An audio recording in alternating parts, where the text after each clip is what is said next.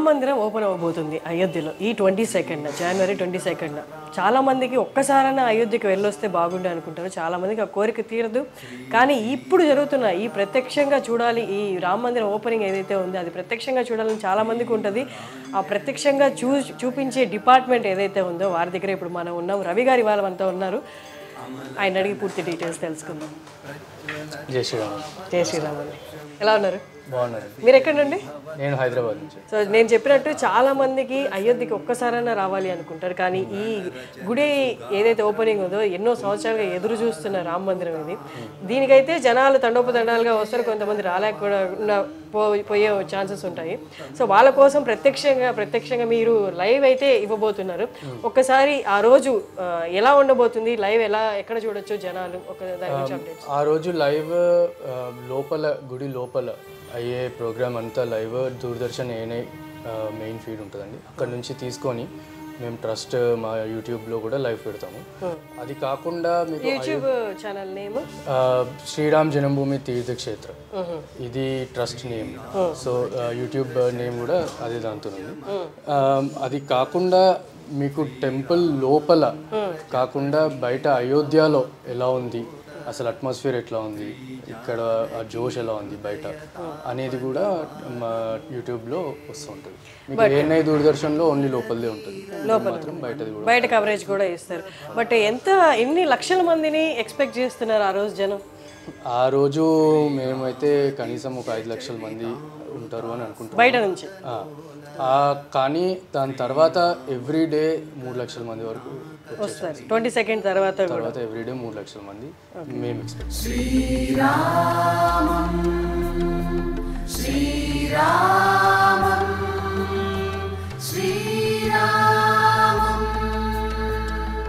But ఈ city మొత్తాన్ని కూడా, క్రౌడ్ని మొత్తాన్ని కూడా జనాలు దేవుణ్ణి దర్శించుకోవడానికి, రాముడిని దర్శించుకోవడానికి వస్తున్న వాళ్ళని చూపించాలి, అంతమందిని చూపించాలి అంటే ఊరు మొత్తం కూడా కెమెరాస్ పెట్టాల్సిన సిచ్యువేషన్ అయితే కనిపిస్తుంది కదా. ఎన్ని కెమెరాస్ ప్లాన్ చేస్తున్నారు?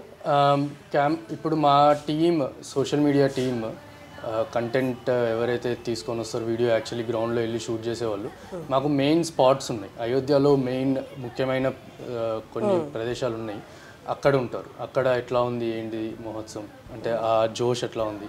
ఇప్పుడు హనుమాన్ గడి ఉంది ఫర్ ఎగ్జాంపుల్, హనుమంతుడు అక్కడ ఉండి అక్కడ నుంచి అడ్మినిస్ట్రేషన్ హనుమంతుడు చేసేవాడు. సో అది ఇప్పుడు గుడి అయ్యింది.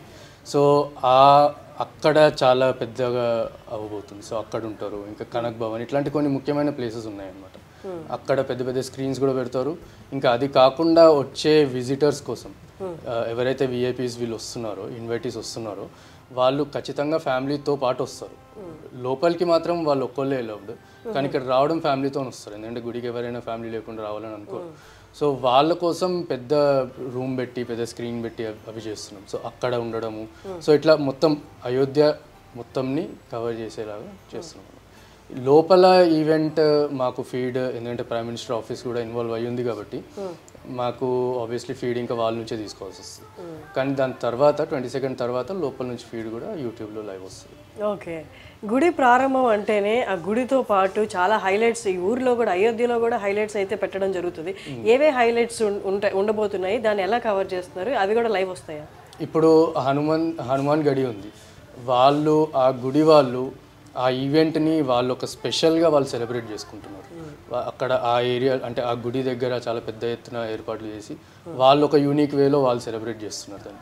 అది కాకుండా ఇప్పుడు సరియు నది దగ్గర వేరే గుడి వాళ్ళు చేస్తున్నారు. ఇప్పుడు నాగేశ్వరనాథ్ మందిర్ ఉంది, అది శివుడి గుడి, అక్కడ వాళ్ళు స్పెషల్గా వాళ్ళు ప్రోగ్రామ్ చేసుకుంటున్నారు. సో స్క్రీన్స్ అనేవి ఇప్పుడు మనము ఎట్లా అయితే అయోధ్య బయట ప్రతి దగ్గర స్క్రీన్స్ పెట్టుకొని ఎవరి గుడ్లలో వాళ్ళు ఎలా అయితే చేసుకుంటున్నారో, ఇక్కడ కూడా అన్ని గుడ్లు రాముడివే కాబట్టి అందరూ ఆ రామభక్తితోని ఇంకా చాలా పెద్ద ఎత్తున ఇక్కడ చేస్తారు అని ఇంకా అవన్నిటిని కవర్ చేయడం జరుగుతుంది.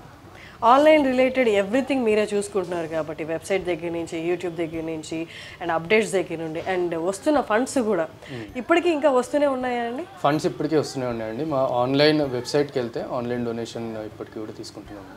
ఇంకా 22nd అని చెప్పి ప్రాణ ప్రతిష్ఠ డేట్ అనౌన్స్ అయినాక ఇంకా ట్రాఫిక్ ఆల్మోస్ట్ డబుల్ అయ్యింది. ఓకే, ఇంకా డబుల్ అయింది. వెబ్సైట్ ట్రాఫిక్ అయితే డబుల్ అయింది. ఓకే. ఎక్కడెక్కడి నుంచి వస్తున్నాయి కూడా మీకు ఇన్ఫర్మేషన్ ఉంటుంది కదా ఫండ్స్? ఉంటుంది. ఎక్కువ మటుకు ఇప్పుడు మాకు ఆన్లైన్ డొనేషన్స్, ఇప్పుడు 2 టైప్స్ ఆఫ్ డొనేషన్స్ ఉంటాయండి. ఇప్పుడు బ్యాంక్కి వెళ్ళి చేసేవాళ్ళు ఉంటారు. మ్యాక్సిమం మన విత్ ఇన్ ద కంట్రీ అయితే బ్యాంక్కి వెళ్ళి చేసేవాళ్ళు ఎక్కువ మంది ఉన్నారు. మాకు బయట నుంచి అయితే ఆన్లైన్ డొనేషన్స్ వస్తాయి.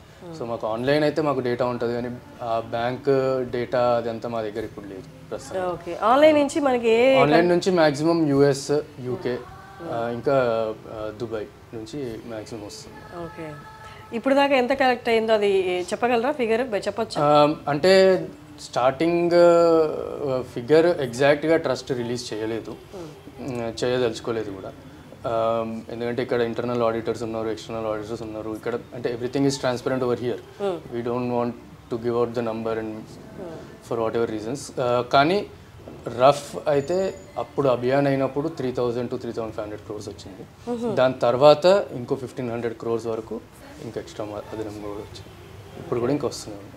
మేము చూసాము, మేము తిరిగినంత వరకు మేము చాలా చాలా చూసాము. కొన్ని స్టేట్స్ నుండి ఆ స్టేట్లో ఏదైతే ఫేమస్, ఫర్ ఎగ్జాంపుల్ అస్సాం తీసుకుంటే టీ ఆకులు ఫేమస్ కాబట్టి కొన్ని టన్ టీ ఆకులు పంపించడము, అలాగే వేరే కంట్రీస్లో నుంచి pure ghee పంపించడము, టన్స్లో పంపించడము.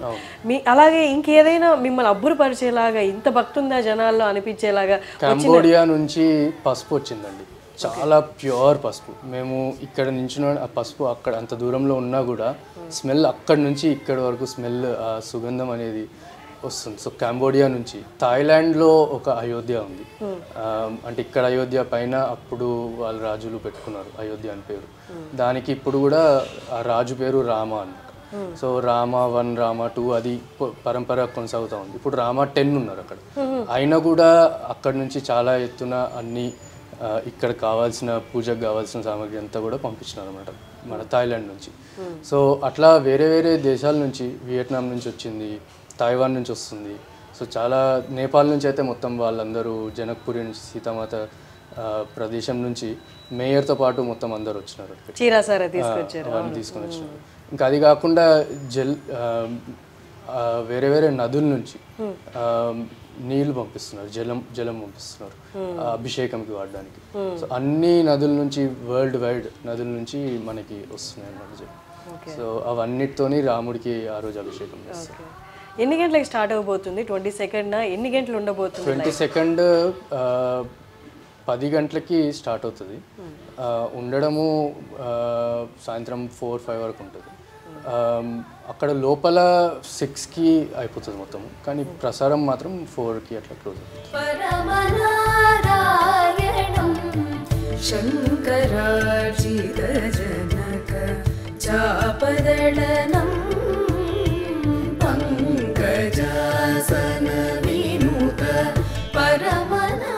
Related to security, చాలా మంది సెలబ్రిటీస్ కూడా ఇన్విటేషన్ పంపడం జరిగింది. వాళ్ళందరికీ సెక్యూరిటీ అనేది మీ వైపు నుంచి ఏమైనా కవరింగ్ ఉంటుందా? ఎలాంటి సెక్యూరిటీ ఉండబోతుంది? ట్రస్ట్ నుంచి ఏం సెక్యూరిటీ స్పెషల్గా అయితే ఏమి ఉండదు. అంటే trust obviously different from government body. వాళ్ళకి ఏ ప్రొటెక్షన్ అయితే ఉందో, అంటే ఇప్పుడు ఫర్ ఎగ్జాంపుల్ ఎవరైనా చీఫ్ మినిస్టర్ వస్తున్నారు, వాళ్ళకి జెడ్ సెక్యూరిటీయో ఎక్స్ సెక్యూరిటీయో ఉంటుంది. సో వాళ్ళ సెక్యూరిటీ పరంగా గవర్నమెంట్ దాన్ని చేస్తుంది. ట్రస్ట్కి దాంతో ఇంకేం సంబంధం. ఓకే. ఇక్కడ జనాలు, ఇక్కడ అయోధ్యలో ఉంటున్న జనాలు ఇక్కడ రాబోతున్న రద్దీని, భక్తులను చూసి వాళ్ళు ముందుగా ఏమైనా చెప్తున్నారా? వాళ్ళకి ఏమైనా ఇబ్బంది కలుగుతుందేమో, అంటే తండోపతండాలుగా వస్తారు, అసలు నిలబడే చోటు కూడా ఉండకపోవచ్చు అని చెప్తున్నారు. ఇక్కడున్న అయోధ్య ప్రజలు ఏమంటున్నారు? అయోధ్య ప్రజలు అయితే చాలా ఎక్సైటెడ్ ఉన్నారండి. ఇంకా వాళ్ళు ఏమంటారు, వాళ్ళు రాముడు వస్తున్నాడు అంటే వాళ్ళకి ఇంకా అంతకంటే సంతోషం ఏమి ఉండదు కదా.